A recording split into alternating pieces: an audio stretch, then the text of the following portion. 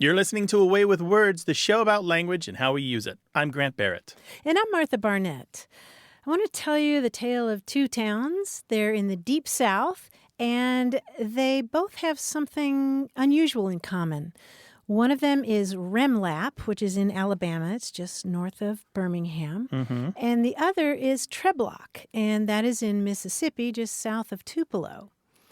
And the reason that they have something in common is the fact that these names are formed by spelling other words backwards. So Palmer and Colbert or Colbert. Yes, yes. There's something about that word remlap that immediately makes you think that it's a word backwards. Right? Yeah. Or something out of a science fiction novel or something. But yeah, these terms are called anonyms, A-N-A-N-Y-M-S, anonyms. And that's a special kind of anagram that forms a name because you're taking a word and spelling it backwards. So Remlap and Treblock. Remlap and Treblock. And they're where? Remlap is in Alabama, and Treblock is in Mississippi. And in fact, in Kentucky, my home state, the town of Combs, C-O-M-B, used to be called Lennut. Lennut. L-E-N-N-U-T. Tunnel? It was near a tunnel. Oh, okay, sure. And then they changed the name. That's outstanding. You know, for a while, my siblings and I had 4 siblings, we would say our names backward. And mine actually kind of works. Tanarg. Oh, yeah? Yeah. Yeah, I'm Athram Edenrab. That's not bad. That's not bad. Tanarg Tarab. That's me. I'll share another anonym later in the show. And in the meantime, we'd love to hear from you about any aspect of language whatsoever. Call us, 877-929-9673, or send an email to words@waywardradio.org. Hello, you have a way with words. Hi, Martha. This is Donna. I'm calling from Ithaca, New York. Excellent. Well, welcome, Donna. What can we do for you? So I have a very interesting phrase that I've used. For many years, I've been saying to my family, I've had the radish. And I use it when I become frustrated with a project or with someone and I need to walk away from it.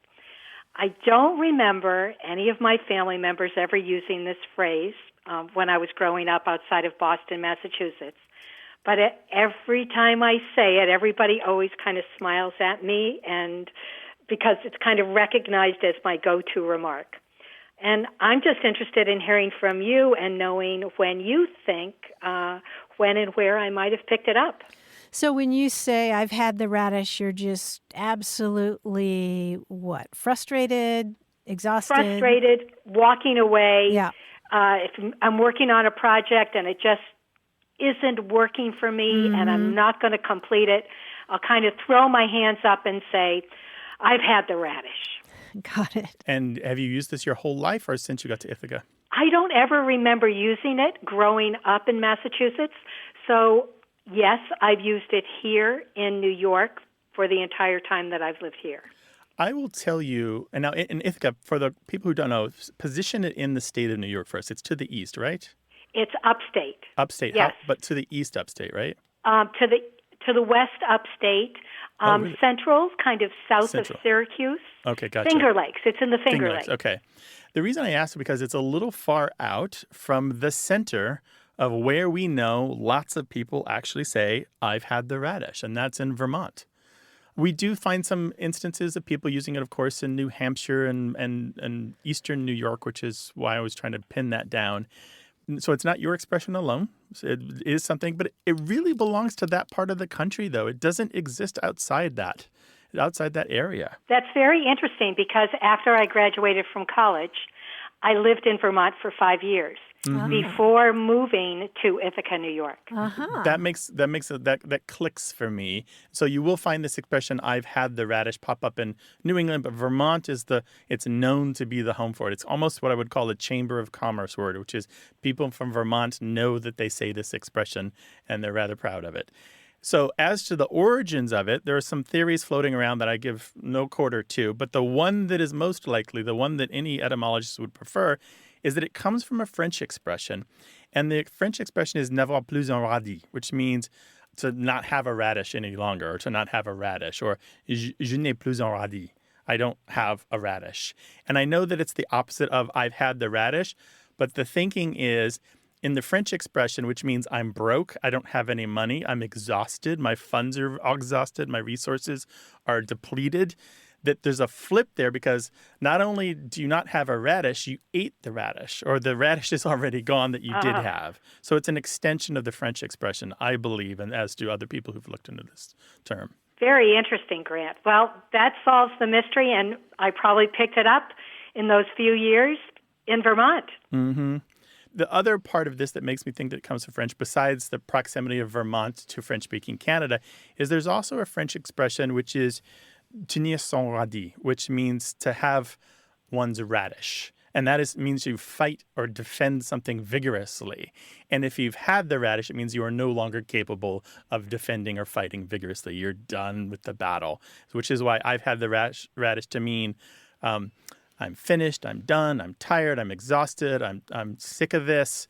That it makes perfect sense to me. I can see the logical progression between the French into the English. Good. Well, you've solved the mystery for me. Excellent. Thank you so much for your call. We really appreciate it. Thank you. All right, take care. Bye-bye. So the quibble I might have with that argument is how does it go from meaning I'm broke, I have no money, to meaning I'm exhausted? And it's just because we have these similar verbs in both languages, French and English, where to be depleted could be resources like money, or it could be energy or interest even, or ambition. Sure, it makes sense to me. Yeah, just it's a kind of both talking about a kind of depletion. Yeah, I've had it. Yeah, I'm done. I'm exhausted. Yeah, Dunsky. 877-929-9673.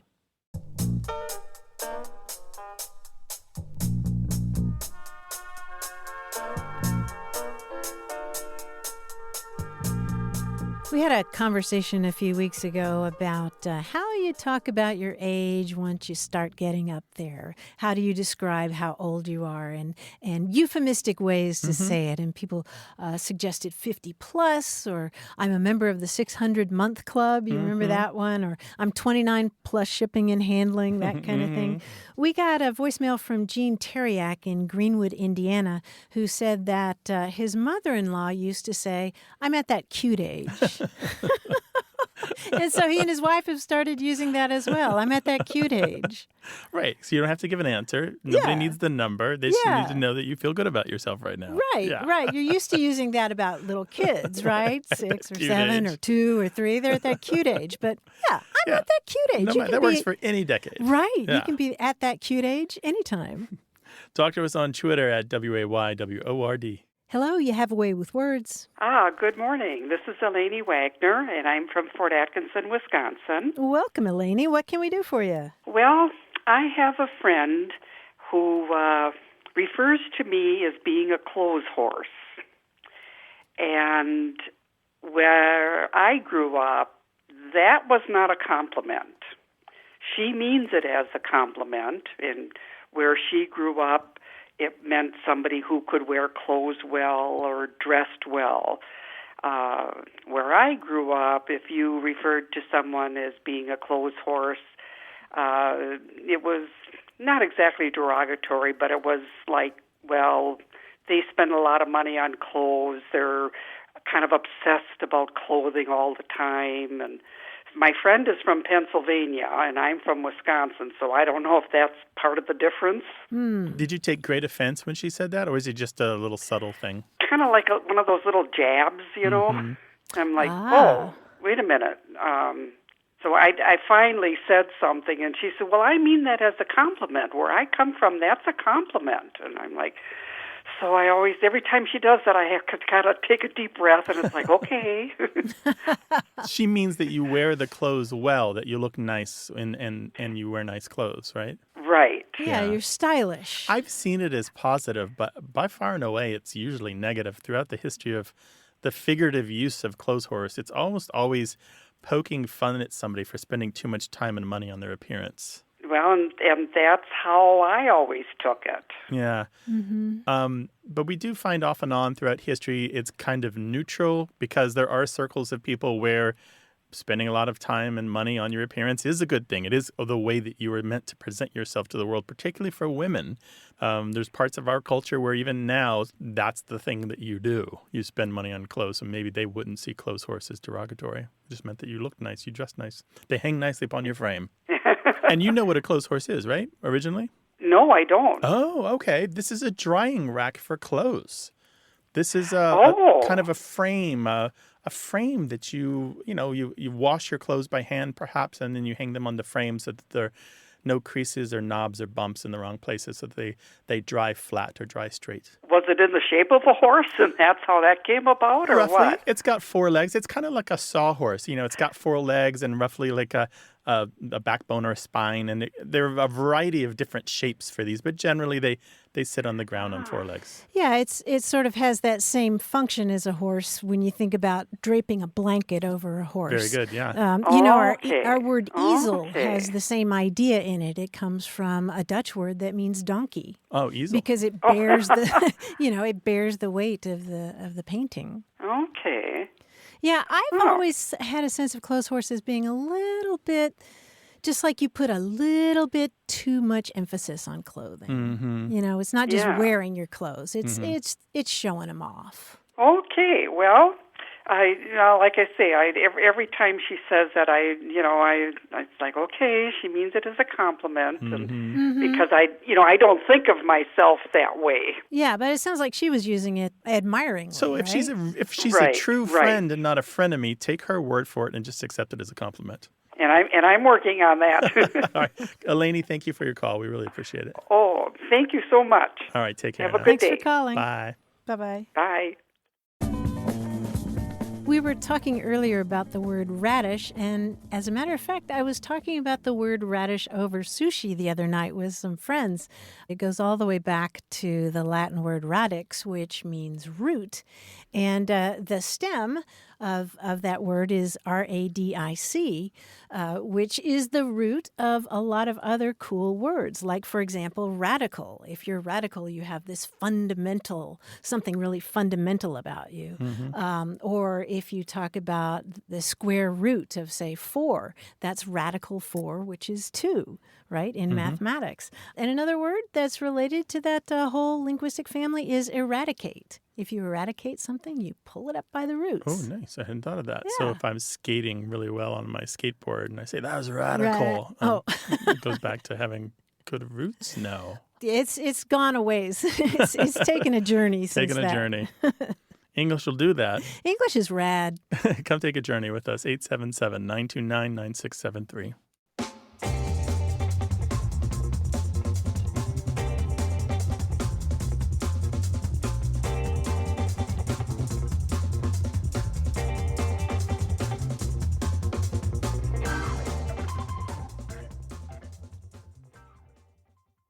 You're listening to A Way with Words, the show about language and how we use it. I'm Grant Barrett. And I'm Martha Barnett, and joining us on the line from New York City is our quiz guy, John Chinesky. Hey, John. Hey, Martha. Hi, Grant. Hey, bud. Hey, so, we did a quiz on Aussie slang a little while ago, and it inspired me to look at kangaroos. Specifically, that particular form of recreational linguistics known as a kangaroo word. Are you familiar with those? Is it a word tucked in another word, like a kangaroo pouch? Yeah, it very much so. A kangaroo word is a word that contains within it a synonym of itself. Oh. Right. Now, the letters might be all together, such as in the word alone, which contains the word lone. But that's, low-hanging mangoes for serious word players like us. A better one is the word devilish, which contains the word evil. Evil, yes, very good. Now, what I like even more is a kangaroo word in which the letters are in order, but they're not together, such as the word curtail, which contains the word, anyone? Cut. Cut, yes, C-U-T, right there. So now you know how a kangaroo word works. So we're going to work with just those kangaroo words where the letters are in order, but they're not together. Let's see if you can tell me the Joey words, that's what they're called, inside each of the following kangaroo words. You might need a paper and pencil for this one. It'll help. Ready? Here we go.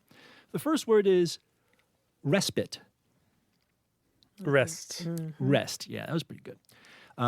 Next one is observe. See. See, yes, S-E-E. Very good. Let's try honorable. Able? No. No.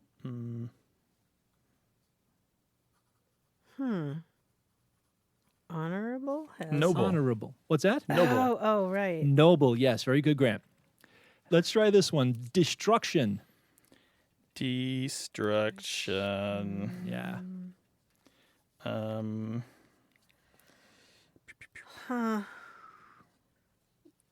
Ruin. Ruin is correct. Yes, very good. I kept trying to work with that C. This one might be a little challenging too. It's another three-letter word you're looking for. The kangaroo word is substandard. Substandard. Good gravy. Oops.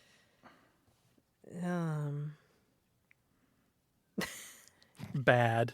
Bad is right. Oh, good. I was just sitting here looking at the word, and I just realized the word sad could also be substandard. Sure, That's yeah. pretty fine too. Yeah, those are called twin kangaroo words Oh, with how two joeys. Yeah. cute. Let's try the word strives. Strives. Tries. Strives. Tries. Tries, Okay, yes, very it's good. good. I actually like this one very much. The word prematurely. Prematurely. Early. Early Oh, is correct. look at Yes, these, very man. good. That's Now, great. I have a lot of friends who collect different kinds of wordplay, Oh. and I encourage, that is, urge you to leave the real kangaroos alone and collect your own set of kangaroo words. So hop to it, everyone. Thanks, John. We'll talk Thanks, to you next guys. week. Take See care of you then. yourself. Well, we are interested in bending your brain. If you've got a question, we've got answers. 877-929-9673 or email words@waywardradio.org. Hello, you have a way with words. Hi, this is Lisa calling from North Carolina. Well, hello, Lisa. What can we do for you? And where are you in North Carolina? I am in Wilmington on the coast. Oh, nice. Lovely. How can we help? I am calling to ask about the phrase, who struck John?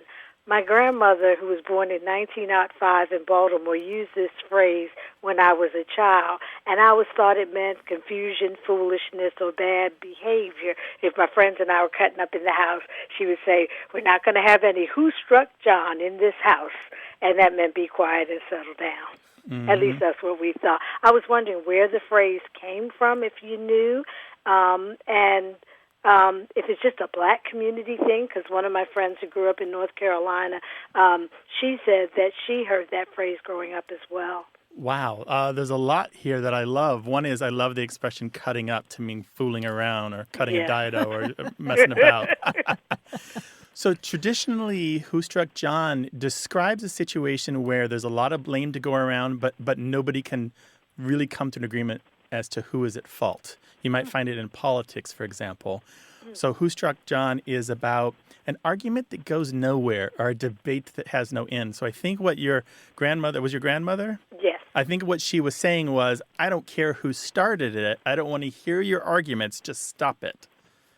It's not necessarily a black community thing, although there's no reason it couldn't also be a part of that. It dates at least to the early 1900s, but there's a really two curious things about it. It had a resurgence in the 1950s after World War II when kind of modern American politics really got started and these big national debates that we're still fighting now started to happen. And there was a newspaper columnist by the name of Jimmy Cannon who had a book published in 1956 that used the title Who Struck John, and he apparently was very fond of the term. So you'll find, if you look in newspaper databases, you'll just find Who Struck John everywhere, even when they don't mention his particular book. But earlier than that, the interesting thing is, before Who Struck John, people didn't say Who Struck John. They said, who struck Billy Patterson? And we don't know who John was, and we don't know who Billy Patterson was, although there's been a lot of speculation that I won't go into. But the Billy Patterson version of the saying, exactly the same meaning, like a lot of debate, a lot of argument that can never be resolved, dates to the 1840s. And that, by the way, probably comes from a minstrel song that was sung on stage by black performers. I don't have that song with me, but apparently in the song, somebody is trying to get to the bottom of who hit his brother. And so the whole thing is this never-ending, unanswerable question about who hit his brother. And it's a comic piece, apparently.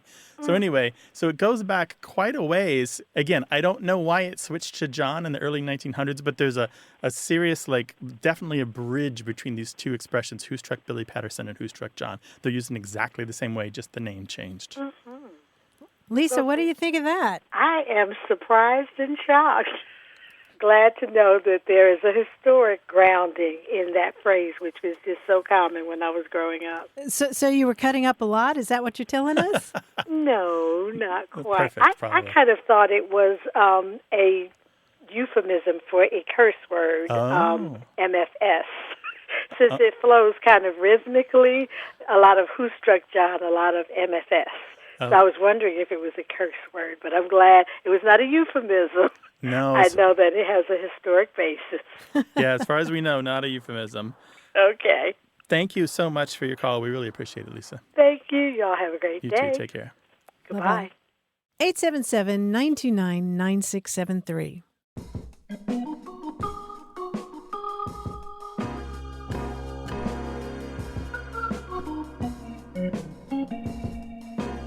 Here's a lovely quotation that's attributed to Sigmund Freud. Everywhere I go, I find a poet has been there before me. What was the context of that? Do you know? Well, actually, I started doing some digging, and as lovely as that quote is not from Sigmund Freud. It was some influencer last year on Instagram. Well, yeah, and it's on a lot of posters now. Everywhere I go, I find a poet has been there before me. I mean, it's sort of lovely to think about Sigmund Freud thinking about human consciousness and admitting that poets have been there long before he ever got there. Or you could say it of yourself. But the Freud Museum in the UK has done some digging on this, and they say that he's not on record as having said this, and it's probably a corruption of another quote from him, which is, "The poets and philosophers before me discovered the unconscious. What I discovered was the scientific method by which the unconscious can be studied." Yeah. That happens, right? Inevitably, that quote will end up in the mouth of Shakespeare, Lincoln, or right, or Einstein. But. Right. I know there's another one that's attributed to Freud. Time spent with cats is never wasted. Did he say that one? No, he didn't. As a matter of fact, he wrote to a friend, "I, as is well known, do not like cats." He was much more of a dog person. Oh, interesting. But I still like the quotations. Right. Yeah, that's a hard thing. Just always fall in love with the quotation, but don't pay attention to the attribution because they're so often wrong. Yeah. Visit Quote Investigator. Oh, yeah. Online. Quote Investigator. Great stuff. 877-929-9673. Hello, you have a way with words. Hi. Hi, who's Thanks this? for taking my call. Yeah, sure. Oh, Richard White in Texas. Richard, welcome to the show. How can we help? Well, something that's always puzzled me is one time I was visiting relatives up in Iowa, and there's a town that we drove through with an unusual name. And the name is What Cheer. The two words, WHATCHEER. What Cheer. What does that mean? I've always puzzled over what that meant. And did you ask around?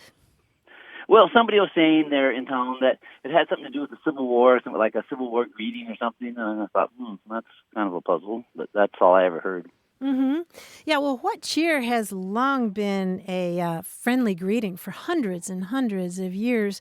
What I find really interesting about it is the word cheer itself in English means simply an emotional state or a disposition or a mood or a humor. And so you can have sorry cheer, you can have dull cheer, you can have heavy cheer, or you can have wrathful cheer. Those are all examples of words that have been used in connection with cheer. So when you're saying what cheer to somebody, you're asking, how you doing? What kind of mood are you in? And there are different stories floating around about why that particular expression was applied to a name in eastern Iowa. There's one story that goes that one of the early residents was originally from Providence, Rhode Island, and wanted to do something in honor of his hometown. And apparently the expression what cheer was closely associated with Providence, Rhode Island, and the idea that when European settlers came to that site in Rhode Island, they were greeted by Native Americans there who said, "What cheer, Neetop," which means Neetop in the Narragansett language means friend. So it may have something to do with that, but that's just one of the stories that's floating around about why it's called what cheer. And they literally were speaking English because they'd gotten it from other settlers, right? So just to clarify, in the 1600s, Europeans landed in what is now Rhode Island. The Native Americans greeted them with what cheer. Somebody from Rhode Island moved to Iowa. When they needed a name for the town, he possibly suggested it, and then they used it. Yes, that's one of the stories One of the stories, gotcha. floating around. Now, the Civil War story, there's not much to that because the expression is 400 years older than the Civil War, right? So today we would say, how you doing? Yeah. How Yeah. you feeling? Yeah. How goes it? Yeah. Yeah, although I like what cheer. Well, thank you so much. I just really enjoyed it. That's really amazing. Well, you're welcome. Thanks for calling. Call us again sometime. Okay. All right, Thank bye-bye. you. Bye. So there's a Harry Potter connection I want to make. What? Have you seen the movies or read the books? I'm reading them now. So there's a character named Tonks who can change her physical appearance. And she's known for saying Watcher. W-O-T-C-H-E-R. Yep, that's and another... Watcher is a abbreviated kind of a abridged form of what cheer. And it's used in, sometimes it's ascribed to the Cockneys or East London, but it's generally kind of a middle or lower class greeting to say hello to somebody. Yeah, Watcher. W-O-T-C-H-E-R, Yeah, right? so if you read Harry Potter and wondered about Watcher, it's a form of what cheer. Basically, how you doing? How about that? See, I didn't know because I'm told I'm still a squib, whatever that means. I don't know what it means yet because I'm still working on book 2. Born to a magical family, but you don't have powers. Oh, is that it? Yes. Oh. A muggle is born to a non-magical family and doesn't have powers. I knew that about muggles, but I did not know that. People keep telling me I'm a squib, and they wouldn't tell me why. And to plug this into literature in another place, Shakespeare used what cheer in at least 3 of his plays. So what cheer has kind of been there in the Anglosphere for a very long time and pops up again and again. You have to just connect the pieces, as we always say on the show. Every word has a story. It leaves an imprint. There's a spore. Yep, and that's a great one, and now I want to adopt that. Watcher. Watcher. Might sound a little fake. All right, I'll finish the Harry Potter series first. 877-929-9673. Hello, you have a way with words. Hi, I'm Margaret Young from Denton, Texas. Hey, Margaret. What's up? Okay, so I spent about 22 years in northern New Mexico. I worked for a university there in Las Vegas, New Mexico, and when I was working there, there's 3 cities in northern New Mexico. There's Santa Fe, Las Vegas, and Taos, and it forms kind of a triangle. And within that triangle, there are people there who speak Spanish, or they grew up speaking Spanish but now speak English. And so when they speak, when we're talking to them about everyday things, oftentimes they'll say something like, "Oh, I was going to go visit Joe last night, but I landed up visiting Sue instead." So instead of using what we would normally hear somebody say, like, "I ended up going to here or there," they use the term landed. And it's pretty universal for people that grew up and live in that area. It's very common for the local people to say that. Another thing they say is they'll say, let's go. I need to get down off the car, instead of saying I want to get out of the car. And so those are 2 things that come to mind that I hear on a regular basis. And I just wondered if if this is something that's just specific to northern New Mexico. It seems to me that it might have something to do with sort of their ancestry and the fact that a lot of folks who live up there are descended from. Over time, some of them are even descended from some of the conquistadors that came up through the south, up through Mexico, and ended up in the Santa Fe area. Yeah, there's something to the heritage story there. It's just really about the language. To deal with the car one first, just to be clear, they're not climbing down off the hood of their Camaro when they're talking about getting down off the car, right? They're opening the door and getting out of the seats. Yes. Yeah. Yes, they are. Yeah, and did you ever spend any time in Louisiana?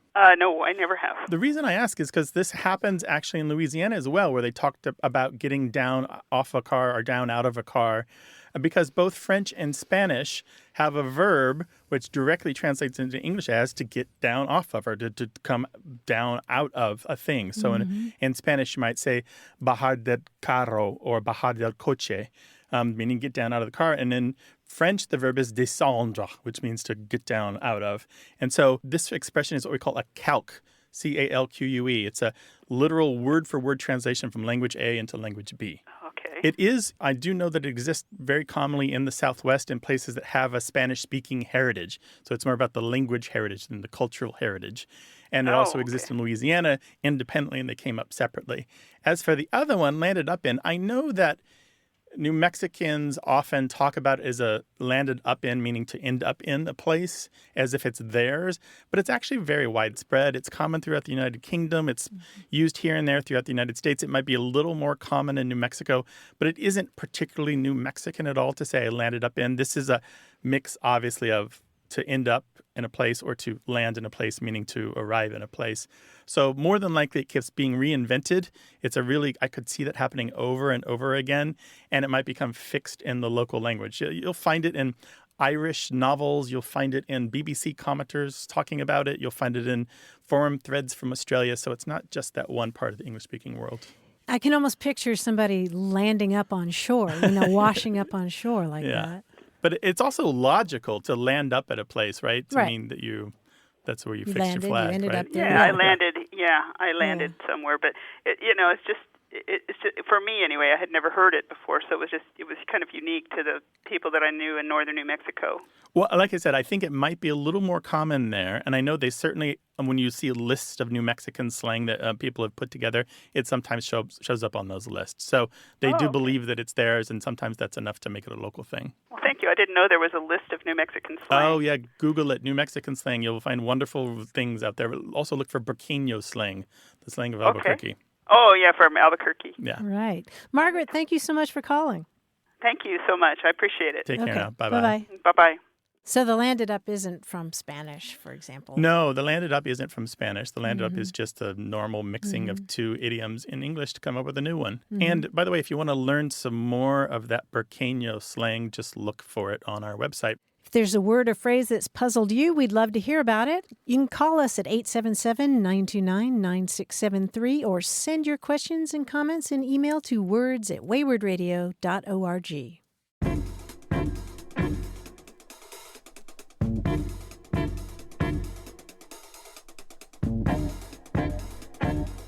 More about what we say and why we say it, stay tuned to A Way with Words.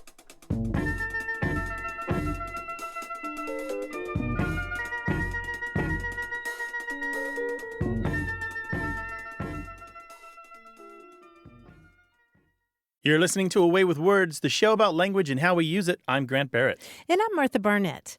And speaking of Martha, I was always pretty comfortable with my name, but I remember really clearly the first time I looked up the meaning of my name in one of those baby name books, and it said that the name Martha means ladylike. Yeah. I was horrified. I mean, it comes from an Aramaic word that means lady or housekeeper, because the story of Martha and Mary in the Bible is about Martha being, industrious, very domestic. And so I was horrified to see that my name meant ladylike, because I was a tomboy and climbing trees and playing touch football with the guys in my neighborhood. But my mother told me that it was an old-fashioned name and that it was going to come back in style someday. And when I was born, it was the 63rd most popular name in the country, and now it's about the 750th. So I'm still waiting for it to come back. But she mollified me. I never really had much of a desire to change my own name. Did you? I never wanted to change my name. I was always pleased that it was fairly uncommon. And I was never really all that common. It kind of peaked in the 90s and kind of has slid down a little bit.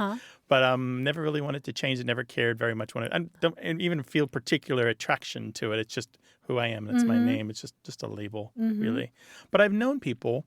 There was a boy in the 5th or 6th grade whose name was Steve. And one day he came to school and said, I want you to call me Jack. And he'd decided, and his mom had decided that they were going to call him Jack. He'd said something about his mom said he looked like Jack Kennedy. And I think there might have been more to the story. But it's odd when somebody changes their first name around you and you have to start and restart and just kind of catch yourself saying, and when you should be saying Jack, right? Just interrupt that first old word. Yeah, I have a friend who recently tried on a different name.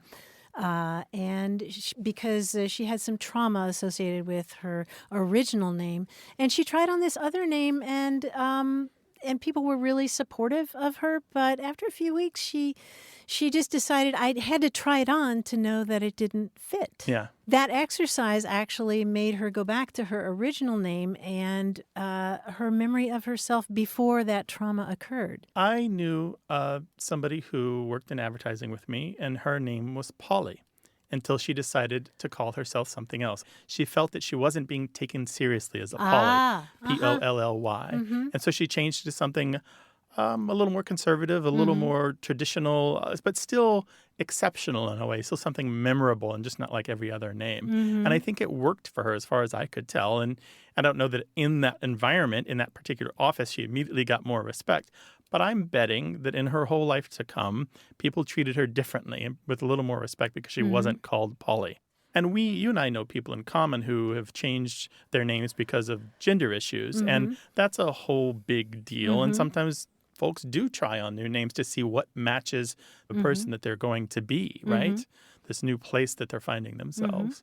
Well, we'd love to hear your thoughts about it. Did you have a name that you decided to get rid of and replace with another one? Or did somebody close to you change their name and you're having problems with it? Give us a call, 877-929-9673, or send your stories in email to words@waywardradio.org. Hi there, you have a way with words. Hello, good morning. My name is Marcos Cavuzzo, and I'm from San Diego, California. Oh, welcome. What can we do for you? I just had two questions today that are related to sports. I'm an avid sports fan, and I'm also a personal trainer. And one of the examples is when an announcer will use the word English in a sport having a ball. If a player puts an exaggerated spin on it to make it curve a certain way, they might say with some astoundment, wow, there was so much English on that. And I was just wondering a little bit about the history of how that got started. That's a great one. And so are we to understand that English on it means that it did something unusual? Yes, a extra dramatic spin of some sort to make the ball go in an unusual way. Right, yeah. It comes from billiards or snooker or pool or other games like that are played on the felt tables with balls and cues, that sort of thing.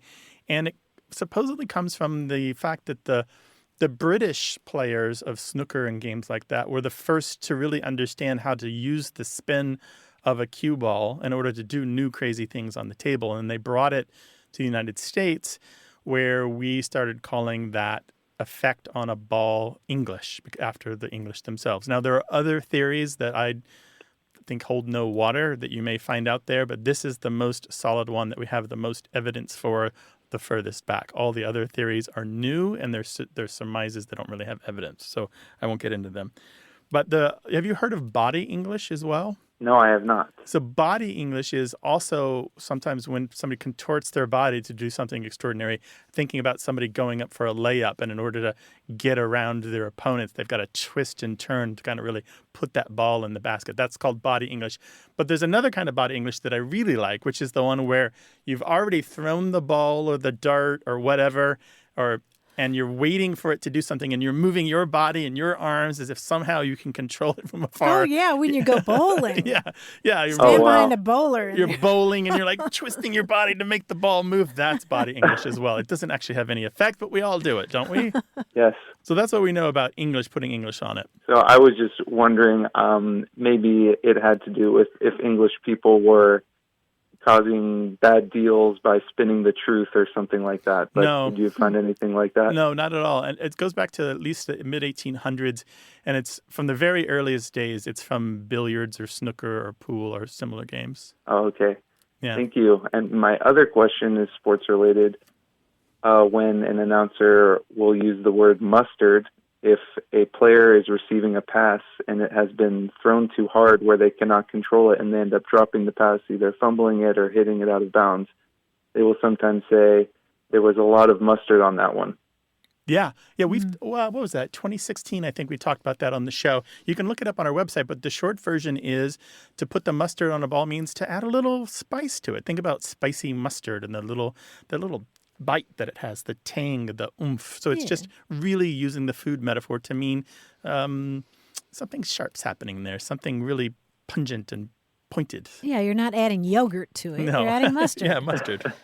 That's it. Yeah, I thought that it might have something to do with spice, but I was also wondering if there was any evidence for maybe in baseball they've had different cases of pitchers using grease on the ball. Yeah. And then I was thinking maybe like a dark brown granular mustard may have been used as a way to grease the ball sometimes. I think once that ball ended up in the in the umpire's hands, that he would smell it, right? Oh, yeah. Oh, great. Ping-pong. As far as I know, there's no evidence for that. The best source that we know for all baseball language is Paul Dixon's Baseball Dictionary. So if you have that, he's got a solid entry on mustard. Okay. So it was usually first used in baseball? Yep. Comes from baseball and it's been used for many decades. Okay. Well, So thank there you you very go. much. Marco, thank you so much for your call. We really appreciate it. Yeah, thank you so much. I love your show. Thank you. Take Thanks. Bye-bye. care. Bye. 877-929-9673.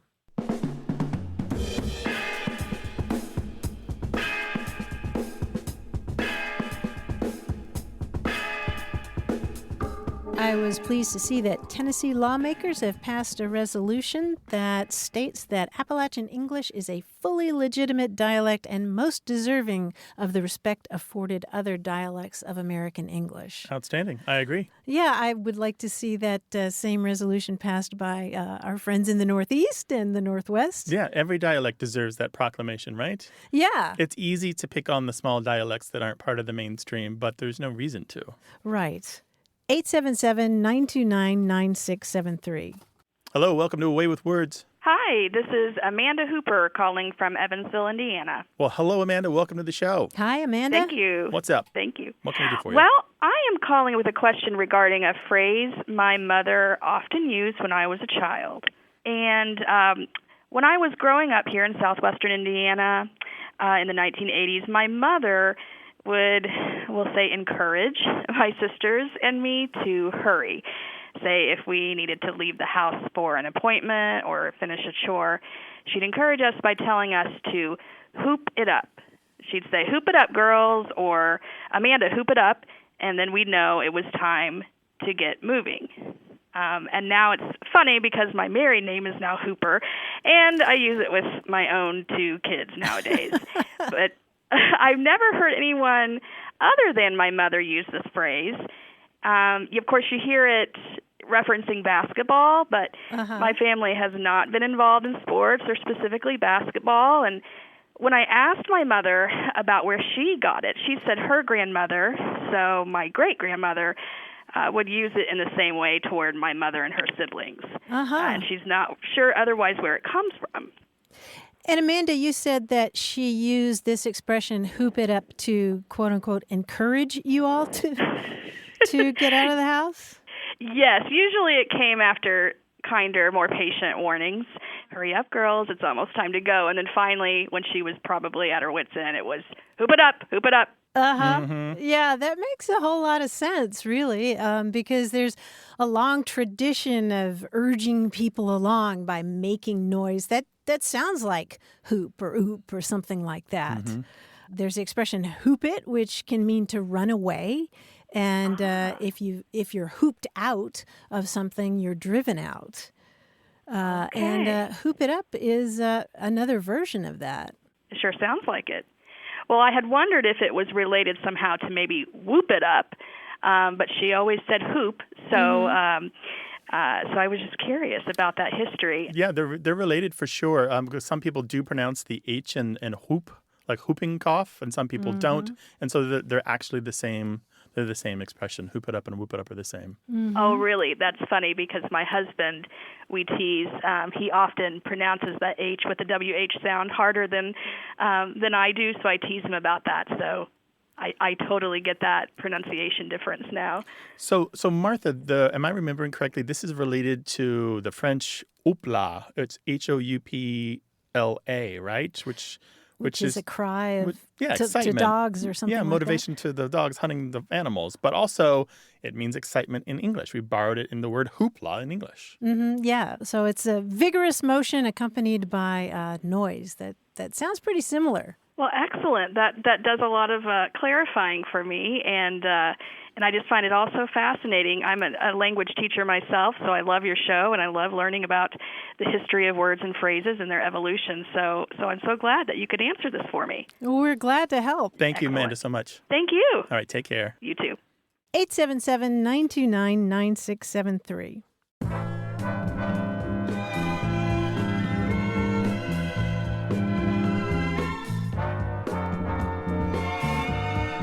Someone with the Twitter handle NonKing said, 20 years ago, my friend Paul asked me, what's the word for a serving dish that's shaped like the dish it's going to serve? I still don't know the answer. Wow. Well, pickle dish shaped like a pickle?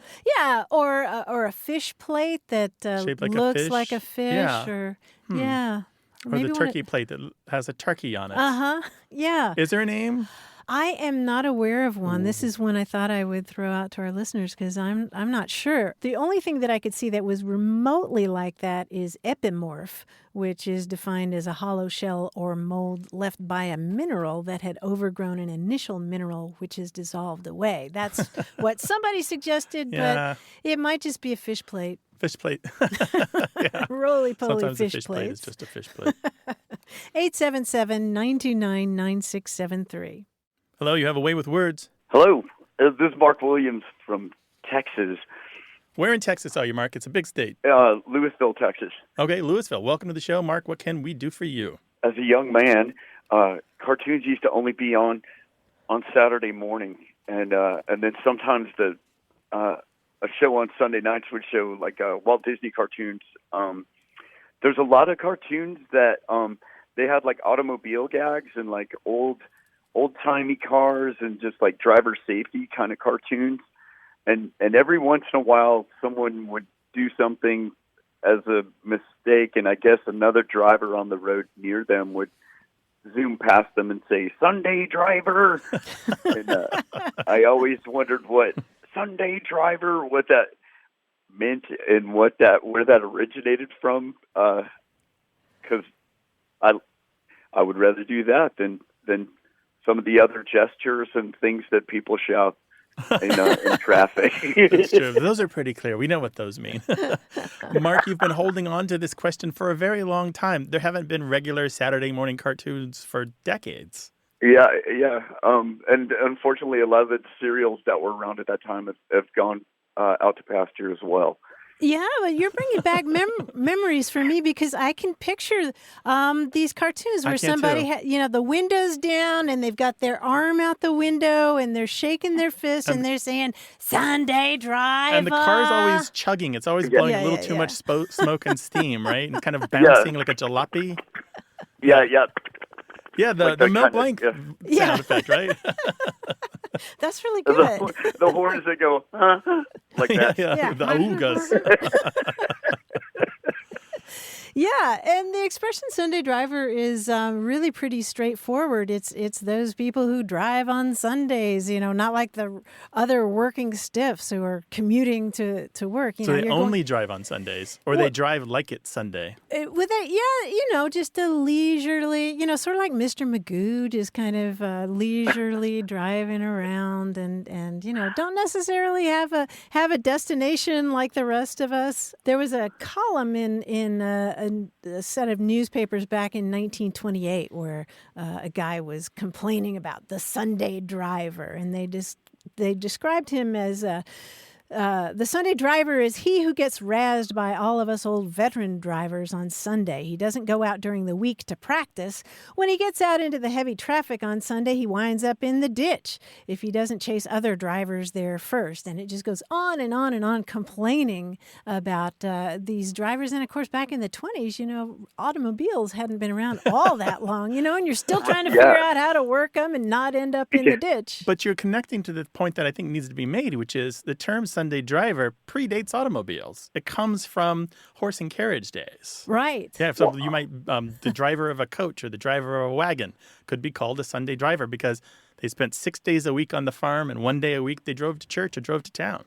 And just kind of moseyed there. Yeah, kind of moseyed. So you have like the banking stagecoach passing by the little house on the prairie buggy as they're going in. Yeah, we go. That's it. Exactly right. Yeah. Yeah, and the idea of Sunday, too, has historically been associated with leisure, like a Sunday poet or a Sunday golfer. Yeah. Somebody who just does it once in a while, but not as a pro or even as a way to get good at it. Kind of like a weekend warrior, I guess, today. That person who goes out and exercises once a week. Sunday sailor is another one, and I've seen Sunday architect. Somebody who just dabbles in architecture but doesn't really know what they're doing. I guess I'm a Sunday cook. Sunday cook, yeah. Thank you for a really fun question. I'm sure we're gonna ring a lot of bells out there, and people are gonna go, "Oh yeah, Yeah, top to bottom," starting with the like Saturday Night that. Cartoons. We all remember you, that guys. one Sunday driver, don't we? Yeah, that's fantastic. Thank you so much. Take care now. All righty. Thanks for calling. Bye. Bye. 877-929-9673. Thanks to senior producer Stephanie Levine, director Colin Tedeschi, editor Tim Felton, and production assistant Tamara Wittenberg. You can send us a message, subscribe to the podcast, get the newsletter, or catch up on hundreds of past episodes at waywardradio.org. Our toll-free line is always open in the U.S. and Canada, 877-929-9673. Or send us your thoughts to words@waywardradio.org. A Way with Words is an independent production of Wayward Inc., a nonprofit supported by listeners and organizations who are changing the way the world talks about language. We're coming to you from the Recording Arts Center at Studio West in San Diego, California. Thanks for listening. I'm Grant Barrett. And I'm Martha Barnett. Until next time, goodbye. Bye.